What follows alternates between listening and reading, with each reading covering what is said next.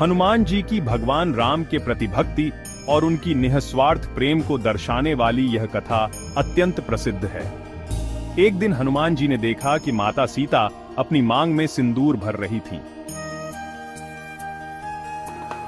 हनुमान जी की भगवान राम के प्रति भक्ति और उनकी निःस्वार्थ प्रेम को दर्शाने वाली यह कथा अत्यंत प्रसिद्ध है। एक दिन हनुमान जी ने देखा कि माता सीता अपनी मांग में सिंदूर भर रही थीं। इस पर उन्होंने जिज्ञासावश माता से पूछा, माते, आप अपनी मांग में सिंदूर क्यों लगाती हैं? माता सीता ने मुस्कुराते हुए उत्तर दिया, सिंदूर लगाने से मेरे स्वामी श्री राम की आयु लंबी होती है और उन्हें प्रसन्नता मिलती है। हनुमान जी माता के इस उत्तर से बहुत प्रभावित हुए।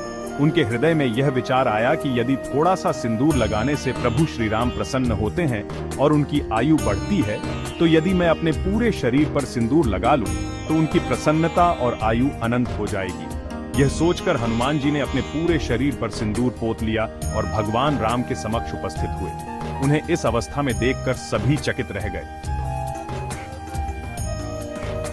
हनुमान जी के इस निःस्वार्थ प्रेम और भक्ति को देखकर भगवान राम और माता सीता अत्यंत प्रसन्न हुए।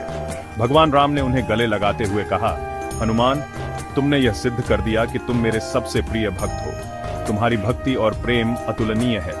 इस कथा के आधार पर आज भी हनुमान जी को सिंदूर चढ़ाने की परंपरा है। श्रद्धालु मंदिरों में हनुमान जी की मूर्ति पर सिंदूर चढ़ाकर अपनी श्रद्धा व्यक्त करते हैं। यह कथा हमें सिखाती है कि सच्ची भक्ति में हृदय की पवित्रता और निःस्वार्थता का स्थान सबसे महत्वपूर्ण है। हनुमान जी ने न केवल भगवान राम के प्रति अपनी निष्ठा को व्यक्त किया, बल्कि यह भी दिखाया कि भक्ति का अर्थ केवल प्रेम और सेवा है। उनके जैसा निःस्वार्थ भक्त मिलना दुर्लभ है।